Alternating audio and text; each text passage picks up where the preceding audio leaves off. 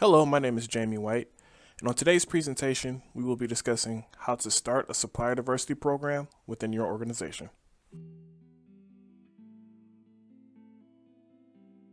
Welcome back. My name is Jamie White, and today we will be discussing how to start a supplier diversity program within your organization or company. Now, before we begin, if you are interested in supporting the work that we do, take a look at suppliertynews.com. From there, you can go ahead and sign up for our membership. It's only 99 cents for the first month, and then after that, $5.99 after that. In addition to what we're going to discuss today, we've also brought to you other concepts such as what is supplier diversity and why is supplier diversity important. We will be continuing along these series to help inform you or educate you on the topics so that, especially people who are newer to the space can understand exactly what's going on and how to proceed. If you also want to support us on the YouTube channel that we have here, make sure to go ahead and like and subscribe to everything that we're doing, as well as leave a comment on the video and share with any other people that you may feel may be interested in learning more information about this. Now, to start off, I always give a brief kind of definition of what is supplier diversity, just in case you missed some of our other presentations. Now, if you want to know more and get more in depth in terms of, what is supplier diversity, what is a minority-owned business, women-owned business, etc., you can go ahead and take a look at that presentation. But for this, for supplier diversity, it's a proactive business program that promotes the purchasing of goods and services from underrepresented groups, essentially. And if you are someone who's looking to, start a program geared around this concept, then on today's presentation, we're going to go ahead and walk you through that. So you want to start a program, right? Before you can actually start it, there's a couple things that you need to think about prior to, going into your company and really developing that program. The first piece is, understand why you're starting the program, right? While the concept of purchasing from small businesses, small and diverse businesses makes sense to a lot of people. Communities are diversifying.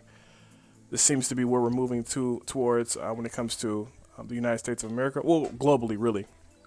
So kind of focusing on those targets makes sense. But why is it important for your organization, right? What resources do you have? You may or may not have the resources needed to start a successful program. So maybe now's not the time. Maybe you need to wait 6 months or a year.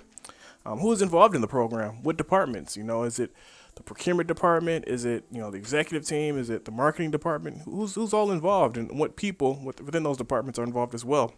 What are your goals? Maybe not necessarily specific spending goals, but it gets more into the why are you starting a program? Like, what do you hope to achieve here when you create that program? And then lastly, where do you see the program a year from now, 2 years, 5 years? Maybe even a decade if you can see that far ahead, which is really hard. But, at the minimum 2 to 3 years, where do you see this program growing into? And how do you expect it to get there? Now, I do want to point out that not all supplier diversity programs are alike, right? You do have some that, are billion-dollar programs, meaning that companies that spend, billions and billions of dollars with small and diverse suppliers. Please understand that may not be possible for every organization that starts a supplier diversity program. Spend may be a metric for some companies. In other companies, it may be connecting with suppliers. Other companies, it may be developing diverse suppliers. So it's really what's important to you specifically. And understand that, while your organization may never reach, the billion-dollar status because you just simply don't buy $1 billion worth of goods and services, doesn't necessarily mean that this isn't for you and that this can't be a successful initiative. Okay, so reasons for supplier diversity. So we went over a couple, but just wanted to give you a couple of points, to get you thinking about why you should start a supplier diversity program and what to look at. So for the first piece here is compliance for a customer or government requirement. We see this a lot within my experience. So I've been in supplier diversity for a little over a decade now. And, this is a very common reason. Hey, my customer is asking me to report a certain amount of spend. How do I get started with the supplier diversity program? Or, in order to achieve a government contract or a company that, is doing business with the government, I have to meet these requirements. How do I get started? And there's nothing wrong with creating a program built around compliance, as long as you understand that is the reason, and you're instituting metrics that meet that and speak to that. Next up is understand current standing with suppliers to implement, whatever business strategy you're implementing. Maybe you're expanding your, sustainability business strategy. Maybe you have a business strategy where you want to cut expenses or somehow increase revenue, whatever that may be. You want to understand where you're at with your suppliers. And instituting a supplier diversity program may be geared around, the diverse suppliers within that spectrum, to understand how to what you're doing business with and how to grow that.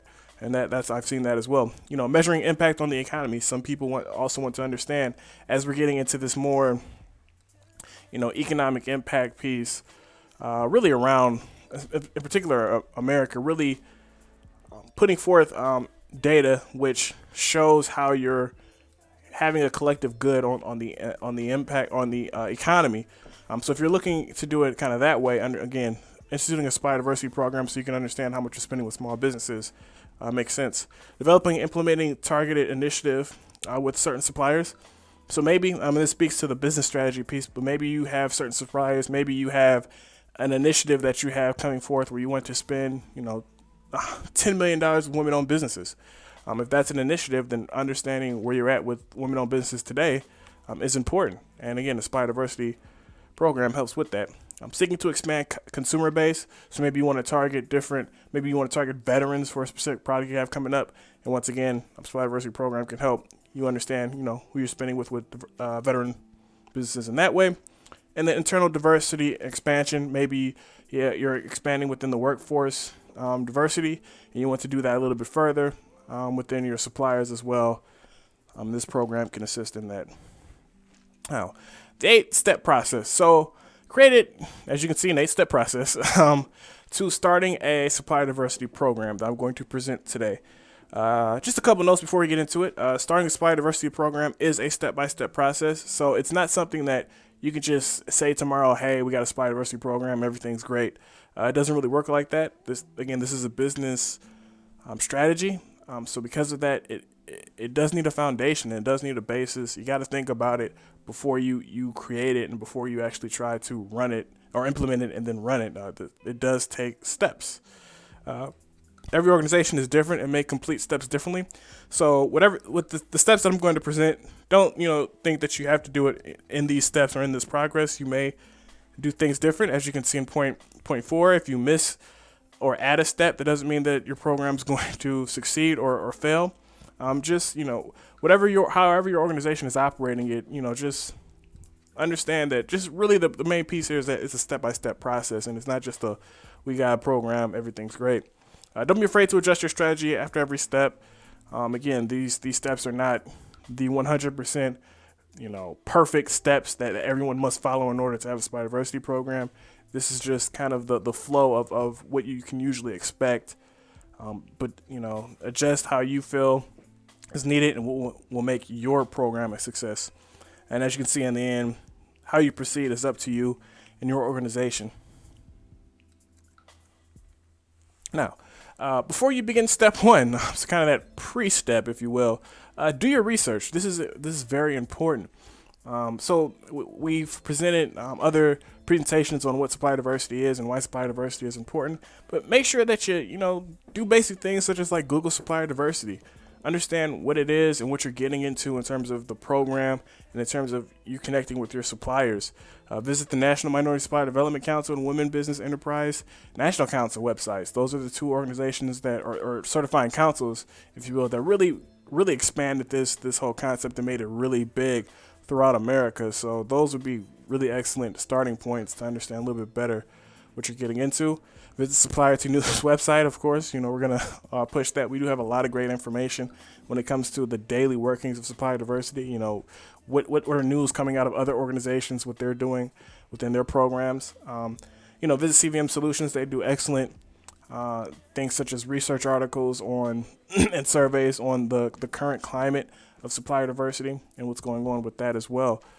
So just a couple of tips and tricks here in terms of what to look for and what to research before you get into your steps. Now, now after you've done all that, so there is a lot of work to do before you even begin the steps. But after you've done all of that work, I don't want to put a timeline on the pre-steps.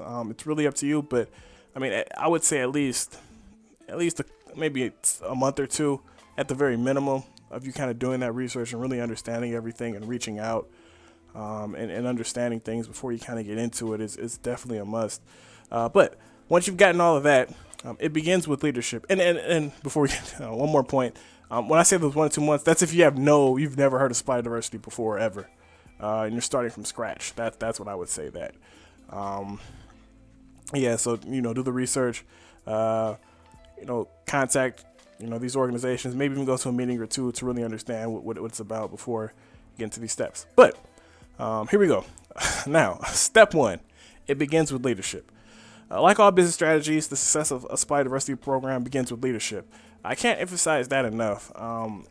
As you can see in point 3, the really bold point, without proper support, your supply diversity program will not succeed. And there's just really no other way of getting around it.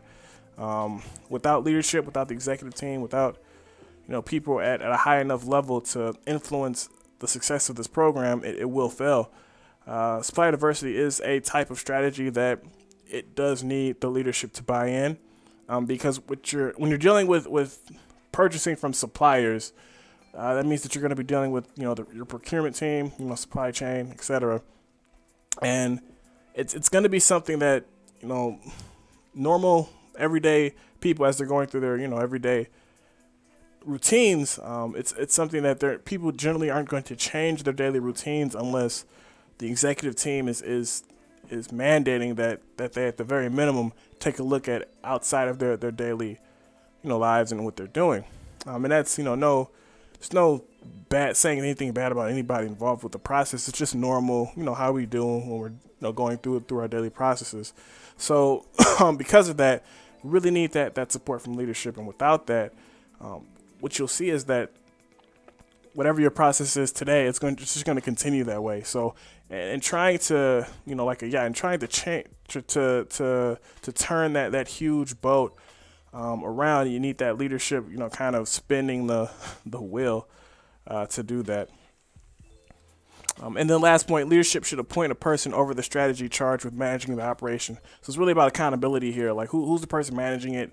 Now the leadership is supporting who's or what team is accountable to ensure that this does end up being successful. Okay, so number 2, create supplier diversity strategy. So as you can see in the bullet point, link your supplier diversity strategy with overall business or procurement strategy. So once you have the leadership's buy-in and whatnot, you presented it and said, hey, this is why we need it, yada, yada, yada. And to create that, you can look at why supply diversity is important. But in order to get the most buy-in for the most people involved in your company, you really want to link this to some type of business strategy that you already have in place, preferably your procurement strategy. But if not, it's just some type of business strategy that you guys have implemented or are going to implement, and you can kind of link supplier diversity under that. In addition to that, when you're talking about supplier diversity, you want to understand what classifications of suppliers you're going to be focusing on. So is it minority-owned businesses, women-owned businesses? Maybe you want to look at local businesses, small businesses, veteran-owned businesses, whatever you specifically want to take a look at and impact. That's really going to be up to you, but you really understand what that is as you're creating your strategy. I also want to note, which departments are included in this strategy as well. So procurement, most likely, executive, have to be. You may also want to include marketing. You may also want to include, human resources, sales, just whatever you're looking at when you're creating your strategy. Definitely take a look at that. And then the note here is, now's not the time to create measurable goals just yet, but you do kind of want to understand the overview of what that strategy is and who's involved with that. So, for example, if you want to when it comes to supplier diversity, you may say to yourself, okay, we have a new initiative that we want to, spend $10 million with minority-owned businesses, for example, or we want to grow our spend with minority and women-owned companies. So in order to do that, we need to connect with the procurement team, because obviously they're the people over people who are purchasing it, and we also want to get this out in the email campaign. So we want to make sure that marketing is aware, and then also we want to inevitably, when our salespeople are going out and selling our product, we also want to mention something in terms of along the lines of we spent over 10 million with minority women-owned businesses or something along those lines. So really getting people involved and understanding where you're moving towards is important. Okay, now that you kind of have that overall strategy involved, what you want to do now is identify current diverse suppliers, right? So understand where you're at today, right? So the classifications that you're kind of looking for at a high level. Now you want to identify, how much are you spending with, minority-owned, women-owned, small business, veteran, however you broken it down.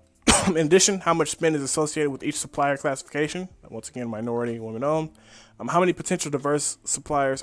And after that, how many potential diverse suppliers currently exist in your pipeline?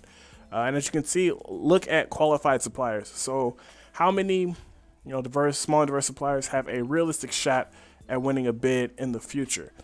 So now that understanding what your current supplier base is, diverse supplier base, and then what your potential diverse supplier base is really important. I do want to also mention that maybe you came into this step thinking that, minority-owned and women-owned companies are what we want to look at. And maybe you've identified that, hey, we got a nice amount of veteran-owned spend or something along those lines.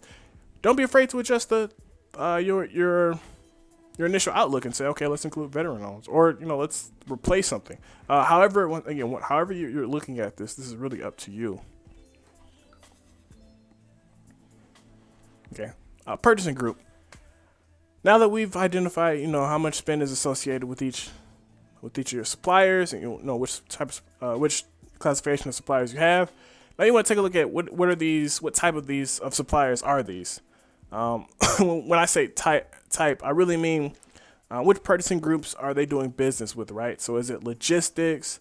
Is it, I don't know, if you're a construction company, maybe it's a specific type of construction, maybe the specific type of widget, maybe it's, IT, maybe it's some type of hardware that you're specifically looking at. Whatever you've broken that down in terms of your purchasing groups, take a look at, what these diverse suppliers make up within these purchasing groups, so that you can understand where they sit and where the opportunity is within each of these groups. Also understand, are these indirect or direct, local or national, depending upon if you want to focus on local suppliers. And then once again in bold, how much spend is being committed to diverse suppliers, total or procurement group basis. What that means is, on a percentage basis, are you spending $1 billion, procuring from suppliers, and then is it 10 million that you're spending with small and diverse suppliers? Is it 100 million? How much is that? And then on a procurement group by group basis, how much are you spending with logistics? Is it 100 million? And then of that, 100,000 is with diverse suppliers. Kind of break that down. How much spend is associated with each of your groups? What's going on there?